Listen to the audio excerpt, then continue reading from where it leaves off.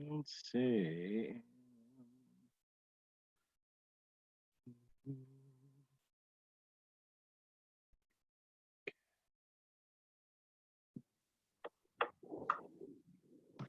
Oh, wait.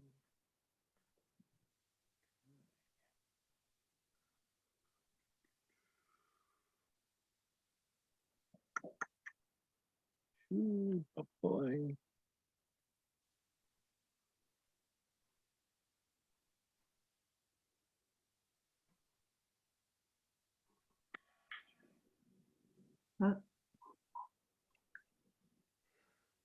All right. Hello, everybody. Hello. Good evening. Hello, Good Rabbi. evening. Hello, everybody. Hello, hello. Hello, Rabbi. And everybody else. Hey, Lois. Okay, I'm gonna mute myself now. That's a great background. All Wow. right. All right. We'll give it just another minute because a lot of folks joining. I guess this is a popular topic. It was an excellent book, Rabbi. Excellent movie. After all, it was written by Feldman, so it's got to be great. Very good. Deborah. My name is Feldman. It's a good movie. Hello there. It's a very good movie. Hello. Hello. Joni, where are you? Oh, that's nice. What's the background? I see you've done some redecoration, Joni. Hello, Opera family. Hello, Rabbi. Good evening. Good to see you. Did you hear me? It's the library in Prague, which is Wow. one of our Prague. partnership communities. And it's supposed to be the most beautiful library in the world. So Have I you found and a Ronnie, picture. Delicious. you and Ronnie were redecorating. Yeah, that's my book collection. Beautiful, isn't it? Mm. Absolutely. I feel like we've been to Okay. that. Oh, we went. Hey, we went Vivian, to- Marty. Hi, Evelyn. How are you? I'm trying to get the squares. Maybe? Okay. Well, without further ado, we'll get started. I am going to mute everybody for a little bit. And then we're going to have conversation and discussion. So we have folks from all over, which is really nice. So welcome, and hope everybody is doing okay. And we'll get started because we have virtual services at 8 o'clock. So I want to make sure we have plenty of time. So I'm going to just mute everybody for a little bit. Okay.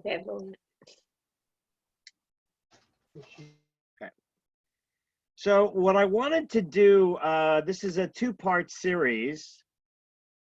I also have a, let me see if I can put it up there for a moment. Let's see. I have a bibliography. It's a very brief and selective bibliography. There's no way that I could give you a comprehensive bibliography of English language works about Hasidism in general and about the Satmar in particular. If you can't see this, don't worry, I'm more than happy to send it to you. There are a couple of documentaries. If you haven't seen One of Us, which is a documentary that was produced through Netflix, it came out about 3 years ago. It is, unlike Unorthodox, which is a fictionalized take on a real story, One of Us is really a documentary that follows the lives of 3 young people who leave their Hasidic communities. And very poignant and very, very well done.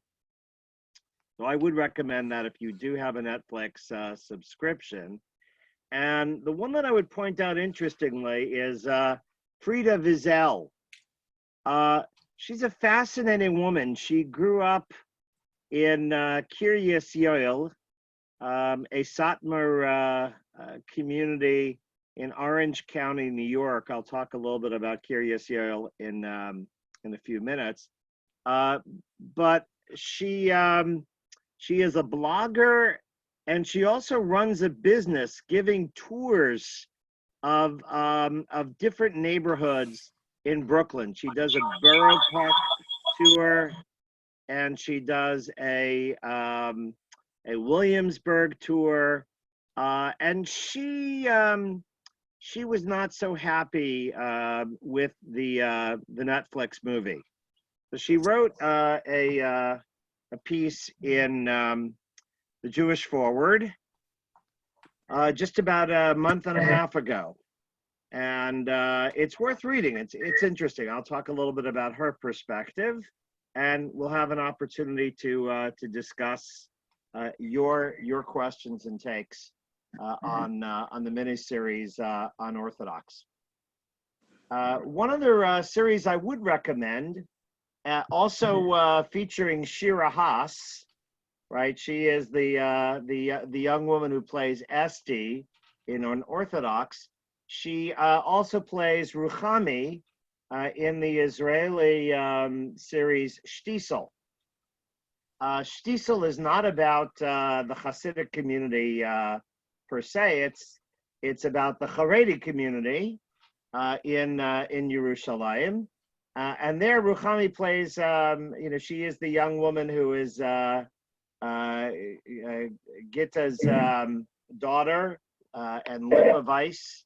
And at the end of the second season, which just ended, she is about to get married. You'll have to wait until the fall to see what happens with Ruchami. In any event, what I wanted to do is spend a little bit of time talking about some of the background and history of Satmar, some of the philosophical underpinnings, and I think it's very important that in framing this, I want to be, I'm going to close this up for now, and so we can see everybody. And again, I would encourage folks to stay muted just for the time being. I want to be objective without being judgmental. There are things about the Satmar that I certainly personally do not find compelling or attractive. It's not a lifestyle that I would choose. On the other hand, I think it's important for us to try to understand it without being critical of it in the sense of judging it. It has its own attractions and merits for those who want to embrace them. So it's my goal tonight is to help us better understand the background of Satmar, as well as to have some basis on which to judge the accuracy of the series, Unorthodox. So Satmar is the name of a community that went back and forth between Hungary and Romania. Today it is in Romania, but close to the Hungarian border, Satu Mare. The Satmar Hasidim, though, came into Hungary, and then actually the very first of the Teitelbaum dynasty, sometimes referred to by his magnum opus, the Yismach Moshe, came in the early to mid 19th century. Hasidim came to Hungary a little bit later. The movement started in the Ukraine and Poland. It didn't penetrate into Hungary until somewhat later. And actually, the Hasidim that became known as Satmar didn't start in Satmar. They were in several different communities before eventually coming to Satmar, and or Satumare, including Siget. There was a strong Satmar presence in Siget, which, if it sounds familiar, vaguely familiar, that's where Elie Wiesel grew up. He is from Siget. The Satmar Hasidim were very influenced by the work of Rabbi Hillel Lichtenstein, who was a prominent ultra-Orthodox rabbi in Hungary, not a Hasid, but a very prominent ultra-Orthodox rabbi, a disciple of the Chatam Sofer, the Chasim Sofer, who rejected the idea of innovation, modernity, and any compromise with it. Rabbi Lichtenstein was quite an influence on the Teitelbaum dynasty. He was very much an influence on Hungarian ultra-Orthodox Jewry in general. The reform movement in Hungary, and I'm using reform here with a small r, tended to be more traditional than it was elsewhere, say in Germany. These were quote unquote moderate reformers. But Rabbi Lichtenstein and those who followed the teachings of the Chatam Sofer absolutely rejected the idea of giving sermons in the vernacular, opposed to Jews wearing modern dress, receiving a secular education. He denounced playing secular games like checkers or chess, adopting non-Jewish names, or using the non-Jewish forms of Hebrew or Jewish names. And he rejected the idea of emancipation, the idea that Jews should become fully enfranchised citizens of the state. He didn't advocate for persecution, God forbid, or intolerance, but he did believe and wrote that Jews were meant to be outsiders in the lands of the exile until God redeemed them in the time of the Mashiach, in the Messianic age. So it is in this milieu that Satmar Hasidism comes into to being. One of the most important rabbis of the dynasty, right, and really it's only it's interesting to see how the dynasty has formed and fractured. I'm not going to really talk tonight about the role of the Rebbe in Hasidism, but this is one of the key differences between non-Hasidic ultra-Orthodoxy and Hasidic ultra-Orthodoxy. But Joel Teitelbaum, after whom Kiryas Joel is named, played an incredibly important role in the success of Satmar.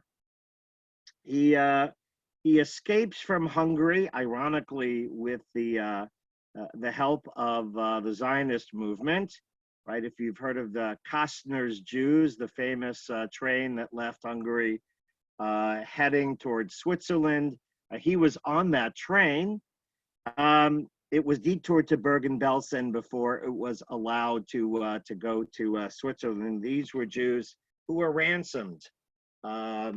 This is late in the war, and for a very high price, Nazis who also could begin to see the writing on the wall allowed for these Hungarian Jews to leave. He makes his way to what is then Palestine, stays there for a while, and then comes to the United States, not very happily. The United States is a Treifa Medina, right? It's a place where Jews of a particular ultra-Orthodox stripe are going to face all of the pressures of assimilation. But it is Joel Teitelbaum who remains the Satmar Rebbe and brings together various Holocaust survivors, families that were broken, other ultra-Orthodox Jews who were not necessarily Hasidim themselves, but he was very charismatic. And he is the Satmar Rebbe until 1979. His nephew, he didn't have children. He had 3 daughters who died. His nephew, Rabbi Moshe Teitelbaum, takes over as the Satmar Rebbe, and then he is the spiritual leader through 2005, 2006. And then there is a kind of schism. The 2 children of Rabbi Moshe Teitelbaum fight for control of Satmar, and one of them finds, if you will, a power base in Kiryas Joel, this community, this incorporated village of that's largely, if not exclusively, Satmar Hasidim in Orange County, New York. It's about 45 miles north of New York City, near Monroe Township. Rabbi Aaron Teitelbaum finds a power base in Kiryas Joel, and his brother Zalman, Rabbi Zalman Teitelbaum, in Williamsburg. So let me talk a moment about the philosophy of Satmar. It really comes down to 3 important elements. Number 1, a commitment to stringency in Jewish law, which is to say that even when Jewish law does not require something, if it is possible to add a stringency above and beyond, it is meritorious, and indeed, often Satmar would argue that it is necessary. The best way to build a wall to safeguard Jewish life is to build it higher. So Satmar Hasidim aren't necessarily interested only in observing the letter of the law. And they're not interested even when the law allows for leniencies. They, on the contrary, look for the stringencies, right? So, for instance, in many Satmar communities, right, it's not just that women cover their heads with wigs, right, with shaitels, but then they'll cover the shaitels, right, with a scarf or a spitzela, kind of a turban. So there is always the merit of adding a stringency on top of what is seen as, if you will, normative orthodoxy, going a step beyond as not something meritorious alone, but necessary. The second is suspicion of all things secular and modern. Television is almost non-existent. I have some distant family that has become involved with Satmar, and my cousin, Jack, and his children, he doesn't call himself Jack, but we all do. He calls television the Yetzer Hara box, right? The evil inclination box, or the Shmutzadika Kli, right? The instrument of evil. Radios are not so common. Newspapers outside of the Satmar press, the Yiddish press, are typically not read. Occasionally, there are Satmar men who will, pick up and read a newspaper in their office, like a New York Times or a New York Post in their office. They would never bring it home. They do not read literature, books in English. If you're a teacher in a Satmar school and you're teaching a secular subject, You might be able to get an approved book in English. Actually, in Dvorah Feldman's book, right, which is different than the series, some of what she highlights as the challenges of secular learning are very well done, right? You don't go to the public library. You don't borrow books from the public library. High school graduations are rare. School for girls often ends in 11th grade.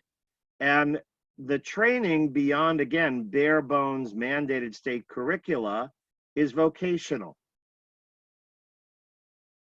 And finally, the third thing that highlights the philosophy of Satmar is a complete rejection of Zionism and all things associated with the state of Israel. Yoel Teitelbaum wrote a 3-volume work of theology called Vayoel Moshe, which is all about anti-Zionism. And his claim is that God punished Jews for Zionism through the Holocaust. And while the Nazis only sought to exterminate the Jews physically, Zionism seeks the extermination of Judaism by circumventing God's messianic plans and building a secular state. Right? While the Nazis were defeated, right, the Zionist enemy has only grown stronger. And in fact, the Satmar Rebbe forbade Jews from visiting the Kotel. Right? You'd say, what do you mean? The Kotel is the holiest spot for Jews, where the western retaining wall of the temple stood. Yes, but it was captured in the Six-Day War, fought by Zionists, and Israel's 2 cardinal sins are, number one, that it is trying to force God's messianic hand. Right? If God wants to establish a Davidic kingdom and bring Mashiach, that's strictly up to God, and for us to take any action is morally and religiously blasphemous and bankrupt in the view of the Satmar Rebbe. And even if it weren't, the state of Israel, which has established a secular Jewish state, it's not a Torah state. It is not a state that's run according to ultra-Orthodox principles, and therefore it is at best a state of, if you will, Jewish goyim. So in the Satmar community, right, Hebrew is not spoken as a modern language.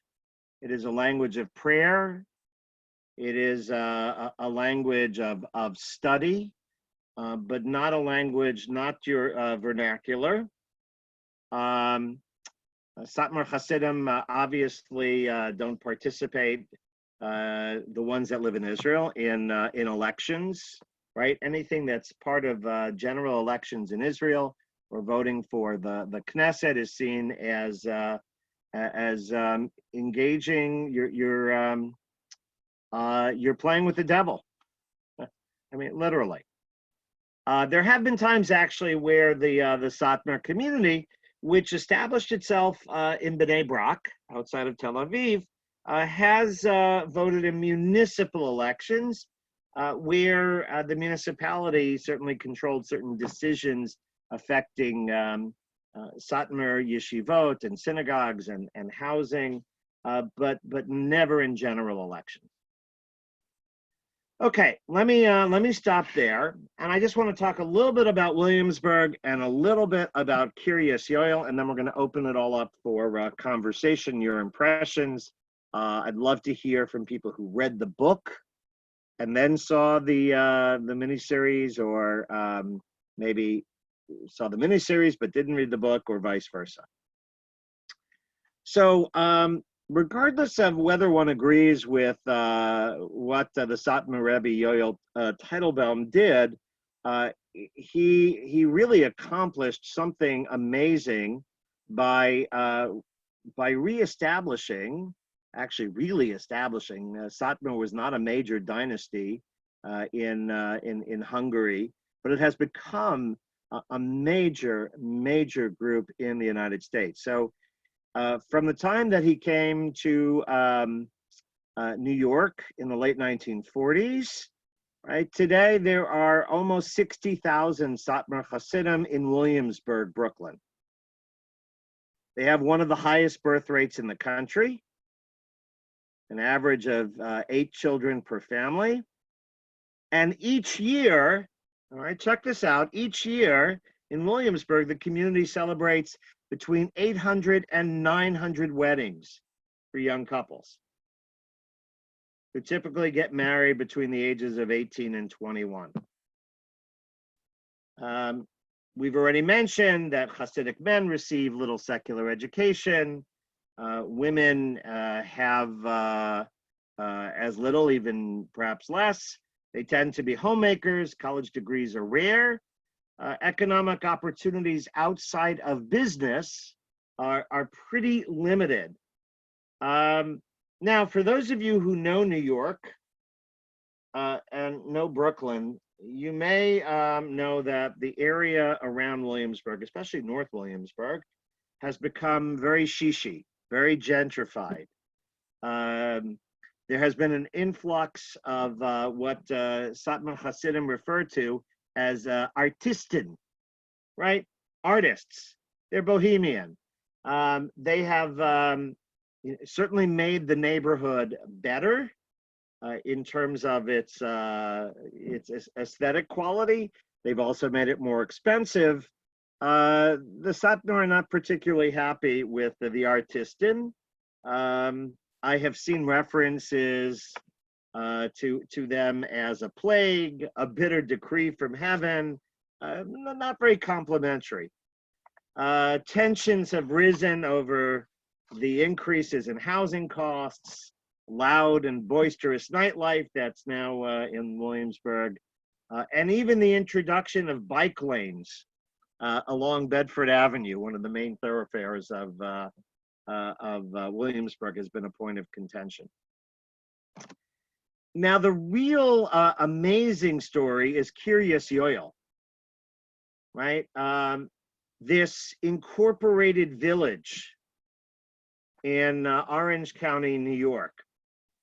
The majority of its residents are Yiddish speaking, almost all Satmar Hasidim. It's named after Rabbi Yoel Teitelbaum, right, who first picked the site of this planned community in the early 1970s. Today, there are over 25,000 Satmar Hasidim who live in Kiryas Joel. That's in addition to the 60,000 or so who are living in Williamsburg. 91% speak Yiddish as their first language. These are folks who were born in the United States, primarily. 46% report not speaking English with native fluency, right? So of the 91% who speak Yiddish as their first language, say that they don't speak English very well, nearly half of them. And only 6% speak English at home. So in unorthodox, when you see people typically communicating in Yiddish, that is a reality, although, right, it's peppered with lots of English words. Now, here are some interesting pieces of fact. According to the Census Bureau, Kiryas Joel has by far the youngest median age population of any municipality in the US. Right, it's an incorporated village, but it has the youngest median age population at 13.2 years old. That's the median age in Kiryas Joel. Now, here's another statistic that is not quite as, it certainly points to one of the underlying issues. The village has the highest poverty rate in the nation. More than 2/3 of Kiryas Joel residents live below the federal poverty line. 40% plus receive food stamps. But as a 2011 New York Times article noted, quote, that despite the town's very high statistical poverty rates, it has no slums or homeless people. No one who lives there is shabbily dressed or has to go hungry. Crime is virtually non-existent. Kiryas Joel has had its share of issues and troubles with its neighbors. Partly the political power they wield is very real because they will often vote as a bloc. There have been issues of separation of church and state. Remember, it's an incorporated municipality. Rabbi Aaron Teitelbaum, who is the dominant rabbinic presence in Kiryas Joel, definitely takes a strong interest in who is elected to municipal affairs and essentially has handpicked the local school board. There was a fellow a number of years ago who ran a kind of rogue candidacy. His children were kicked out of yeshiva. There were acts of vandalism and violence. It was quite dramatic. But in any event, that is Kiryas Joel. And I'm going to stop here. We come up on 7:30, and I'm going to unmute folks. Or actually, you can unmute yourselves, and I would love to hear a little bit about, your fascination with the series, or questions that you might have. There are some questions in the chat room, Rabbi Lubliner. Okay, let's see. I see there are a couple questions in the chat room. Do they pay taxes in Israel? That's a very good question. I don't know what the answer is. I suspect that since many of them are not supported by they are not working necessarily for themselves, possibly not. Obviously, if you go and buy things, you pay VAT, right? Sales tax and the like. But income tax, I don't know that that there really is much that they have to pay. But I also don't know if there have been cases of tax evasion and that they have been prosecuted. I don't think the Israeli government would. That might create as many problems politically as it would solve. Yeah. Rabbi. How can the Satmar don't recognize the state of Israel, how can some of them live there? Well, it's Eretz HaKodesh, right? It's still the Holy Land. So, I mean, that's the short answer. They don't recognize the Israeli government, and they don't cooperate with the Israeli government. But they'll take food stamps. Where? Oh, here. Maybe here. No? Rabbi, what work are they involved in? What can I tell you? Is it? Rabbi. Okay. Do they stay separated from other Orthodox communities? I'm just going to answer the questions online first. No, not necessarily. No, but again, there's probably there are some Hasidic communities that are closer to them in terms of their thinking. Chabad is probably not one of them. And certainly they have made alliances with other Haredi groups on occasion. But the differences are not ideological. Sometimes they come down to politics, right? There's politics everywhere, and who is who is allied with whom. But no, there's with those who see as they do, who are roughly in the same zip code religiously. No, there's interaction. Okay, and Rabbi, then how the Satmar differ from the Nature Karta? Okay, so there's a lot. There is certainly some similarity. Satmar has been willing on occasion to compromise with certain things, with the state of Israel or with the Agudas Yisrael.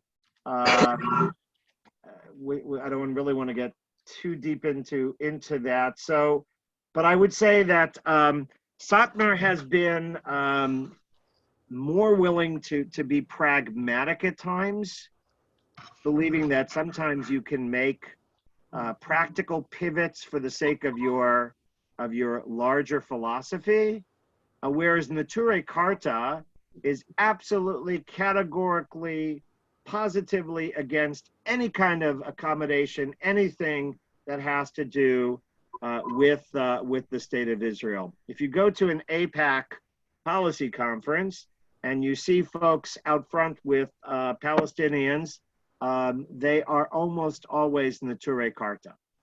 So some of the Nature Karta have had one foot in the Satmar community, but Nature Karta, which means guardians of the city, have absolutely categorically been have not had even the level of practical accommodation that sometimes Satmar will have with Israel. Jump in. Interesting. Rabbi, Ed, Marty, Mimi. well, no, that's me. In the movie, the young bride was thrilled about getting married. However, on the honeymoon and after that, all the sexual relations were like a cover-up. They would get in bed and in full clothes and everything else, and it was like a rape scene, really. So you should read Frida Wiesel. I think one of the comments, by the way, it is, there are certain things that the Netflix series does for the sake of melodrama and drawing very black and white characterizations, that Frida Wiesel in her article about her take on unorthodox and having come out of Satmar, he's saying it's this notion that Yankee is while his wife is screaming in pain, that he could be finding pleasure and saying how wonderful, I'm amazed, that this is not could it have happened? Sure. But on the other hand, this is not, typical Satmar on your wedding night or anybody else, that this is overdrawn, or that the mother-in-law would come in the next morning and say, you better give my Yankee what he needs. So, some of it I think is there's a dramatic license. Again, that isn't to say that things like that couldn't happen or didn't happen. And certainly Deborah Feldman's own marriage was quite unhappy. She had her own issues with the sexual relations that she had with her husband. But I think we have to also take some of that with a little bit of a grain of salt. Even though extreme modesty and the notion that ultimately you should pledge your thoughts to holiness when coupling is that is not that's certainly realistic and not out of line with reality. Some of the ascetics that are placed above and beyond are part and parcel of ultra orthodoxy. I mean, there's some rather there are things in our classical textual tradition that talk about the importance of pleasure, and that one can engage in a variety of different ways of having sex between husband and wife. Okay. But again, the fact that may be permissible in Jewish law is irrelevant. You're going above and beyond whatever the letter of the law allows. If it's the fact that it may be permissible technically is irrelevant. Rabbi, don't they have sex primarily just for procreation, but not out of love? It's strictly. No, I mean, the idea of companionship is certainly part and parcel of marriage in Jewish law, and they have classes. If you're a kala, you go and you have classes, and if you're a chassan, and some of it involves a certain amount of marital counseling. Romantic love, as we know it, is a little bit alien. It may be something that develops, but look at Fiddler on the Roof. So Well, most of them are fixed marriages. It may take 25 years to say, "Do you love me?" But you are marrying somebody who is a stranger. Yeah. All right, so it's bound to be awkward, but even so, that doesn't mean that there aren't happy marriages, good marriages in the Satmar world, and I don't want to apologize for them any more than I want to indict them. I think they're probably all kinds of people, and not everybody is unhappy. Was there a question? Evelyn Peck has had her hand up. Oh, I have a question. And it was a part in the movie when she was in Germany and she went to the doctor, and the doctor was talking to her about possibly having an abortion. And she said, "No, I can't do that. We have to replace the 6 million that were lost." I was wondering about that. Was that realistic? Yeah. I mean, that's certainly emphasized in not only in the Satmar world, but it's a reality that those whose families were wiped out live with. And the fact that she left so much behind didn't mean that. I think it's very clear that she didn't leave everything behind, right? These were formative experiences that she brought with her. And in the book, of course, that doesn't happen, right? She doesn't go to Berlin until long after she has broken out of the Satmar world and is living in New York. Go ahead. Rabbi, Go on. I have really, I think, more of a comment. It's Evelyn. I'm on Lois's TV. I see. Computer. I think you're being very kind in calling it a religion. I'm being judgmental. To me, it's a cult. Well, I'm not going to be judgmental. It's not for me. I don't have any desire to live that life, but I also. But it's just but it's so restricted in that they're not supposed to learn anything secular, and I think that's sad. Well, that's a judgment call. Marvin, yes. Yes. Are they living as they would in Europe in the 18th or 19th century in a shtetl, where they would themselves, and they would the grandfather or somebody would establish an occupation, and they would pass it down to the males after that, and there would be it's so are they restricting themselves to live in such a way as turn the clock back as such? And are these people involved in the diamond business in New York? Are they part of that organization? Some of them are. Let me just answer you that yes, in a way they are. They're certainly holding the line against modernity. But the Satmar are also very good at adapting to it. They are not living in 1830. They have summer camps that they send kids to up in the, which, you know, there were no summer camps in the 1830s in Hungary.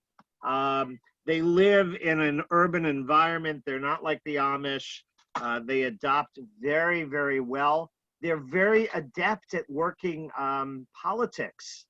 They have, they know how to work the system. They vote in blocks. Bill de Blasio, the mayor of New York, has had to, you know, tread very carefully because there is a significant amount of power that they wield. They know how to get Section 8 housing, right? They know how, they're very, very savvy. So they're good at working the system in terms of modernity, while their values absolutely are of a different time and a different place. Robin, I think you wanted to say something. Go ahead. Well, two things. Number one, she, as far as the sexual relations go, she does have a condition that it causes great pain in sexual relations. It's a physical condition, has nothing to do with what she was brought up with or anything else. The second was, I have a question. Years ago, when my son was in middle school, and we were on our New York trip, and we got stranded because all the airports closed down, and we ended up in where'd we end up? In Brooklyn and in Williamsburg. In Williamsburg, thank you. I just blanked totally. Was it Williamsburg? Okay. And yeah, it was Williamsburg. And I'm not sure if it was where the Satmars are or, I mean, it was incredible. The whole area just filled with schools and school buses and people.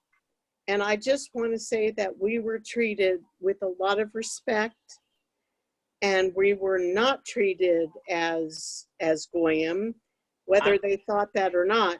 And I mean, it's just a comment. And I know Robin, that, I'm gonna guess you weren't in Williamsburg, that you were in Borough Park. you know what? You're right. We were in Borough Park. I take Okay. that back. Never mind. But she did. And Borough Park is marginally a more liberal place than, you know, marginally more liberal than Williamsburg. Okay.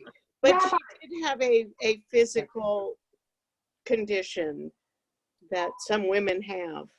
Yes.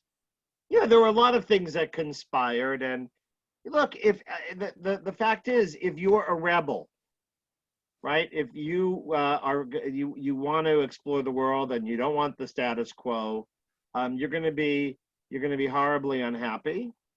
Right. And you're not gonna have a good life. And that's why there are Hasidim who leave. Rabbi, when young Rabbi, All right, go ahead. I'd like maybe somebody who hasn't had a chance yet to Rabbi. go ahead. E. Yeah, as far as the need for physicians in hospitals, is there a group within their community that they go to, or do they go to the hospitals? There's some fine hospitals in New York. Where do they go for medical help and emergencies, that sort of thing?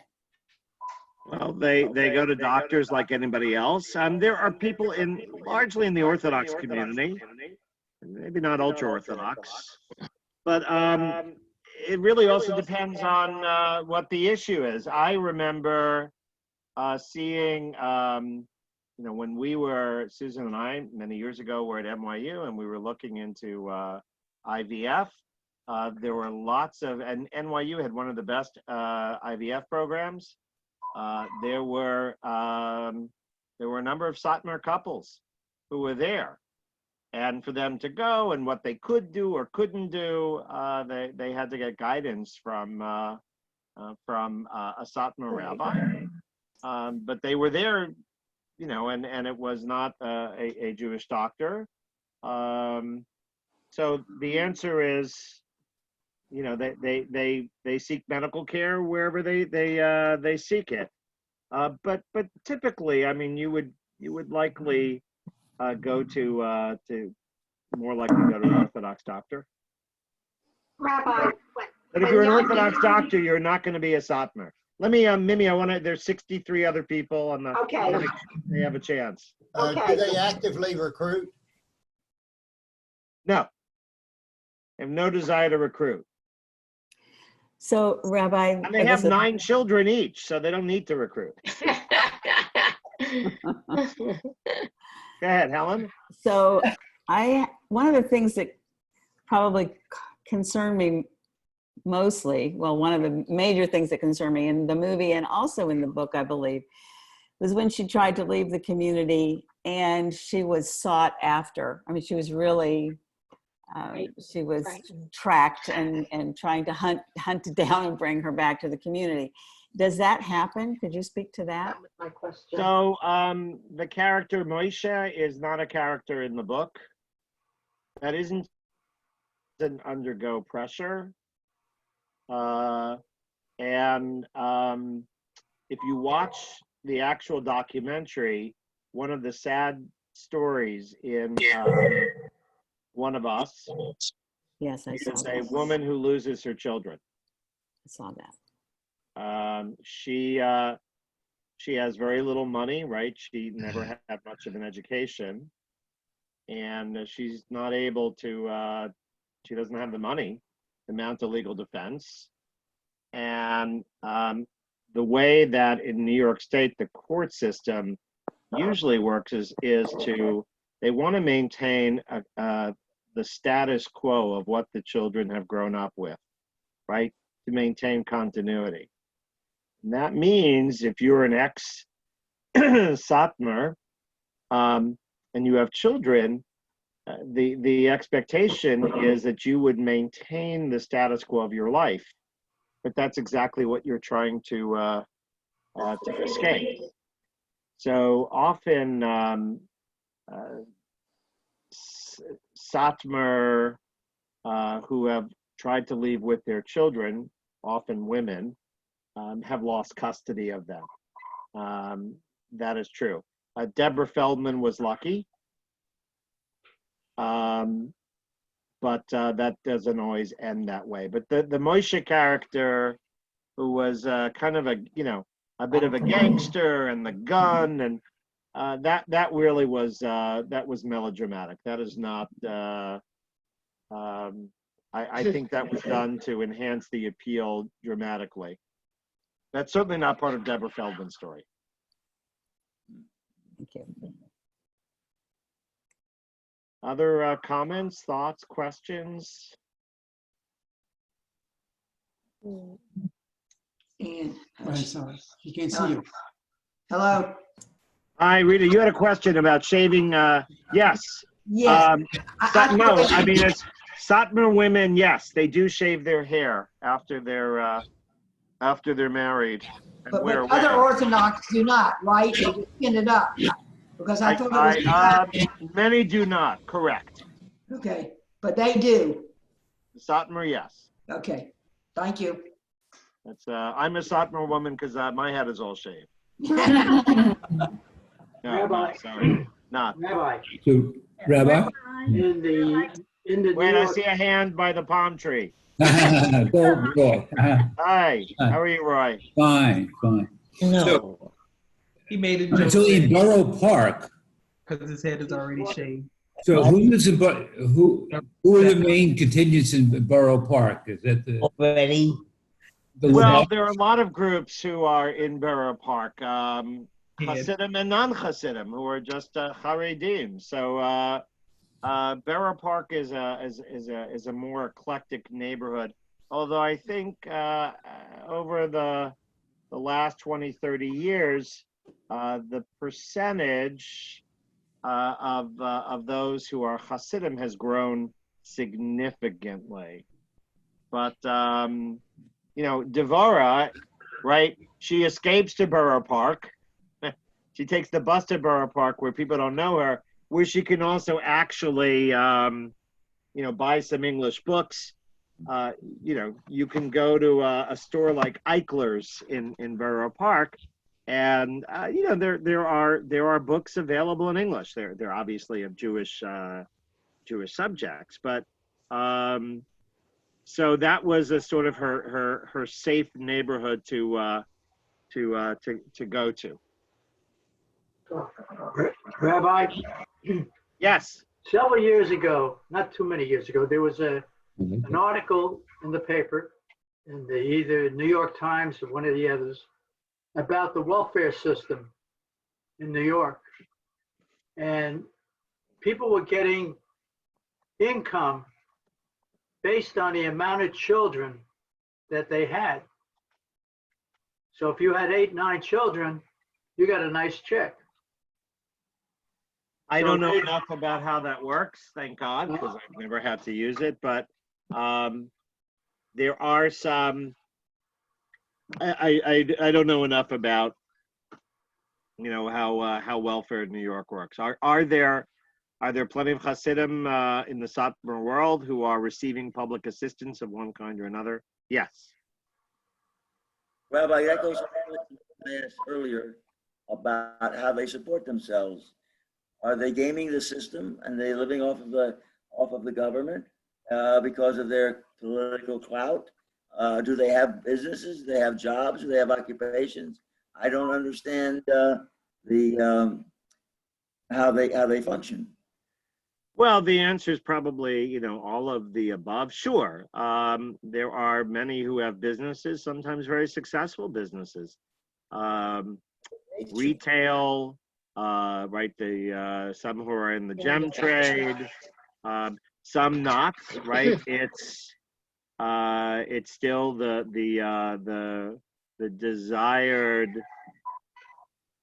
desired goal was to be able to study Torah full time and be supported. There are women who work before they're pregnant, and then sometimes in between their pregnancies. They will work as bookkeepers or, you know, data entry or seamstresses or work in preschools or teach in one of the Satmar schools. Or there, I mean, so, and yes, there's public assistance. So all of the above. There are also some members of the community that are quite wealthy and that have given, you know, tremendous amounts of tzedakah to build Satmar institutions. So there is that as well. Is what happened to the young girl who ran away in the movie, is that normal? I mean, does that normally happen? Does that usually happen? How often is somebody like her successful? There probably, and I can't answer that, there's been an uptick over the years of people who have left. I think come back next week when we have a guest, Professor Schneier Zalman Newfield, who himself is now he left Chabad, so it's not the same at all. But he'll talk about some of the issues within. You know, leaving from within the firm community and the challenges, and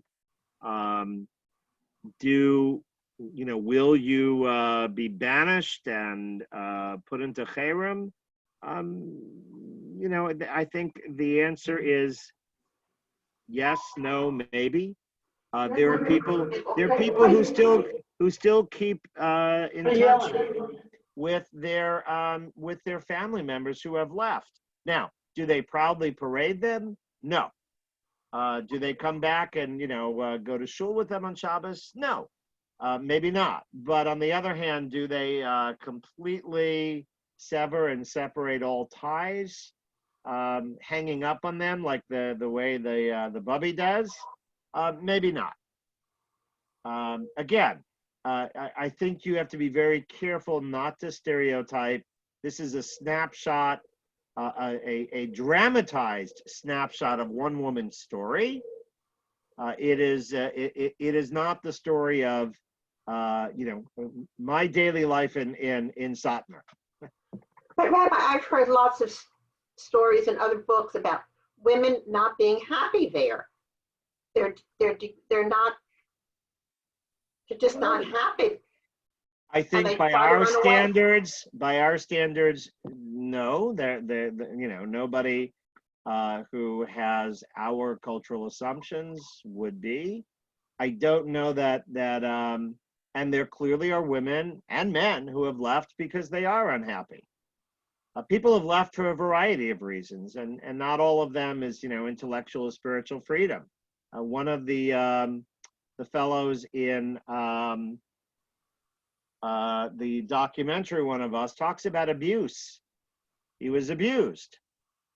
And unfortunately, one of the deep, dark secrets is not that there's more abuse in the ultra-Orthodox world, but there is a deep, deep reluctance to report it to the outside authorities.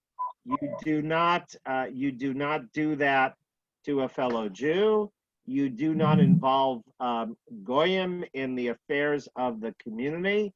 And there's a huge amount of shame. It really is an ashanda for the goyim to bring in outside, whether police or child welfare authorities, you know, to bring government or law enforcement into the community. Unfortunately, the flip side of that is that there are cases where pedophiles, people who engage in domestic violence, continue to do so with impunity. Again, not because they're more in the ultra-Orthodox community. That would be a slander and libel. But because of this reluctance, and this is true in many other very, very close-knit, deeply religious communities. It is true among the Amish. So there is this reluctance, and that has sometimes allowed predators to wreak havoc and not be stopped for much longer periods of time. But that's just the insular nature of that community. But that being said, there are plenty of people who are Satmar who are happy.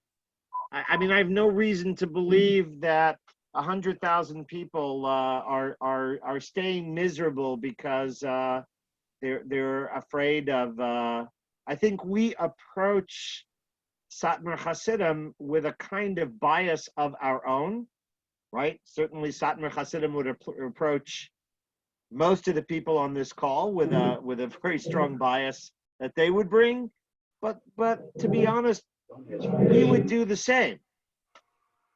So I think we have to be careful not to assume that everybody or most people are unhappy. They just don't dare to admit it. And that isn't to deny the fact that some people are unhappy and some people have up and left.